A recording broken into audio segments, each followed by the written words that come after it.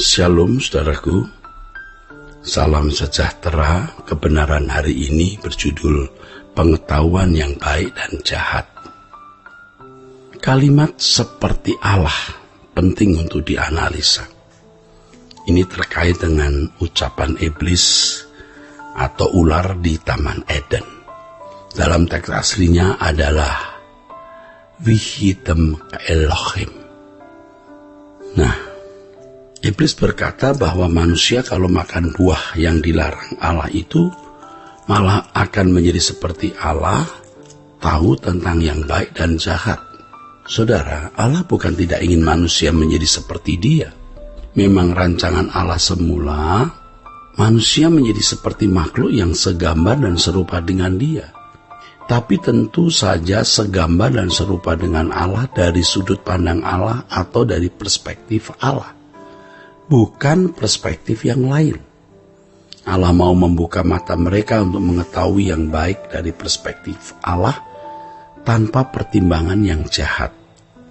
Tetapi dengan mengikuti bujukan ular yang adalah personifikasi dari iblis tersebut, maka mata mereka terbuka. Mereka memahami tentang yang baik dan jahat bukan dari perspektif dari Allah.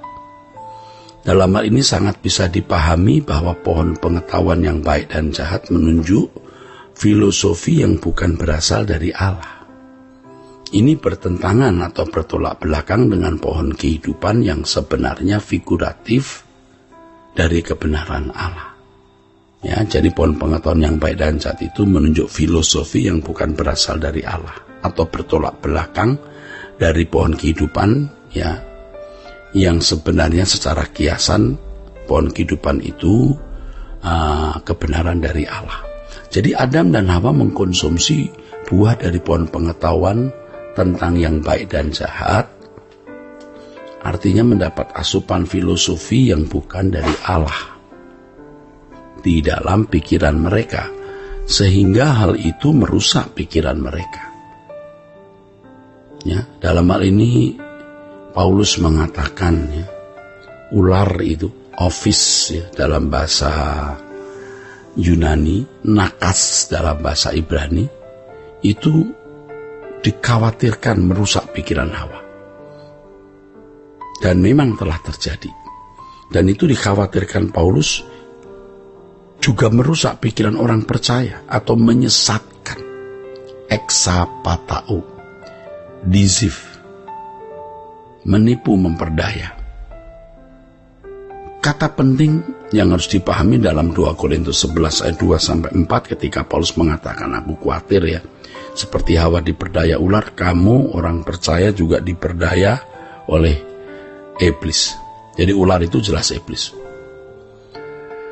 Nah, ini harus benar-benar kita perhatikan. Kata pikiran itu loh, pikiranmu itu loh, jangan sampai disesatkan. Noema, ya. Noema maksud saya, kata pikiran itu noema yang memiliki pengertian primer sebagai perception, purpose. Juga memang bisa diterjemahkan mind atau thought, pikiran atau pertimbangan pikiran.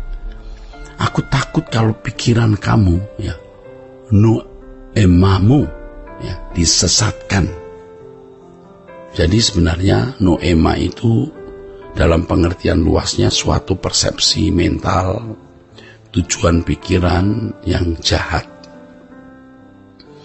Kalau sampai diperdaya oleh ular. Pikiran yang dimaksud Paulus adalah cara mempertimbangkan sesuatu demi tujuan tertentu. Kalau cara mempertimbangkan sesuatu sudah salah, maka tujuan yang hendak dicapainya juga salah. Inilah keadaan manusia yang telah kehilangan kemuliaan Allah karena jatuh dalam dosa, tidak mampu berpikir seperti Allah berpikir. Dan manusia tidak memiliki kecerdasan rohani seperti yang dikehendaki oleh Allah. Di sini manusia gagal untuk menjadi segambar dan serupa dengan Allah. Inilah yang membuat pikiran seseorang menjadi rusak, saudaraku. Nah, kata rusak itu dalam teks aslinya peteiro, corrupt, destroy. Nah, ya jadi bisa rusak. Aku takut kalau pikiran kamu disesatkan sehingga menjadi rusak. Tentu saja penyesatan pikiran ini terjadi melalui proses panjang, tidak dalam waktu singkat. Ya, jadi kalau Paulus mengatakan, aku takut kalau pikiranmu disesatkan dari kesetiaan kamu yang sejati kepada Kristus, sama seperti Hawa diperdaya oleh ular, diperdaya melalui pikiran ini kan sama dengan disesatkan itu melalui proses, saudaraku. Jadi bukan satu kali tindakan membuat orang menjadi sesat. Dan ini membuka wawasan kita terhadap fragmen yang sejati, yang asli, yang terjadi di Taman Eden itu. Jadi pergumulan manusia pertama untuk mengisi pikirannya, apakah mengisi dengan kebenaran dari Allah atau dari kuasa kegelapan. Kita harus melihat Alkitab dengan kacamata dewasa, saudaraku. Jadi kalau kita memahami buah dari pohon pengetahuan yang baik dan jahat sekedar buah secara rafiah, itu tidak matang, tidak dewasa. Ya memang tidak salah, tidak menjadi sesat karena hal itu, tetapi tidak berimplikasi secara tepat jika dikenakan dalam kehidupan orang Kristen atau orang percaya ini. Nah, implikasinya bagi kita adalah bahwa kita harus mengkonsumsi kebenaran terus-menerus supaya menjadi makin seperti Kristus, atau membiarkan pikiran kita diisi oleh filosofi dunia sehingga persepsi-persepsi kita membuat kita tidak mampu mengerti kehendak Allah, apa yang baik, yang berkenan, dan yang sempurna. Kita ada dalam perjalanan waktu, saudaraku. Kita harus menghadapi kuasa gelap ini, dikalahkan atau mengalahkan. Ini sebuah kompetisi atau persaingan antara Tuhan dan kuasa jahat di dalam hidup kita. Dan peperangan itu dimulai di dalam pikiran kita, saudaraku. Siapa yang kita beri ruangan besar atau ruangan banyak, itulah yang menang. Ini tergantung masing-masing kita. Kalau seseorang memberi diri dimiliki oleh Tuhan dengan mengisi pikirannya dengan kebenaran firman Tuhan yang murni, ia bisa mengerti kehendak Allah, apa yang baik, yang berkenan, dan yang sempurna. Berarti dia menaklukkan iblis di dalam hidupnya. Dan itu prestasi kekekalan. Nah, oleh sebab itu waktu yang Tuhan berikan ini sebagai anugerah menjadi modal kehidupan untuk mencapai prestasi rohani yang memiliki nilai kekal itu, saudara. Bisa melakukan kehendak Bapa.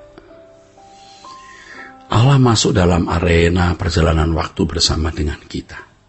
Kita harus memperhatikan dan menghargai waktu yang Allah berikan serta kesempatan yang Allah berikan di dalamnya. Tentu pada waktu di Taman Eden Allah juga hadir di tengah-tengah mereka. Tetapi karena mereka lebih memilih untuk mengkonsumsi yang bukan kebenaran, dan akhirnya seperti keturunan Set, melakukan kawin campur dengan anak-anak manusia, artinya keturunan Kain, dan mereka hidup suka-suka sendiri, maka roh Allah undur dari mereka. Dan ini menjadi pelajaran yang berharga bagi kita yang telah menerima meterai Roh Kudus. Kalau kita hidup sesuka-suka sendiri, roh Allah bisa undur juga. Hidup suka-suka sendiri itu bisa mendukakan Roh Kudus, maksudnya memadamkan roh, lalu sampai tingkat menghujat Roh Kudus, di mana seseorang tidak memiliki kepekaan terhadap kesucian Allah, tidak memiliki kepekaan terhadap kehendak Allah, dan tidak pernah bisa lagi hidup sesuai dengan pikiran perasaan Allah. Berarti juga keselamatan yang Allah sediakan gagal dialami dan dimiliki oleh orang tersebut. Jadi keselamatan membuat kita harus segambar serupa dengan Allah, dan Yesuslah modelnya. Tuhan memberkati saudara. Sola Gracia.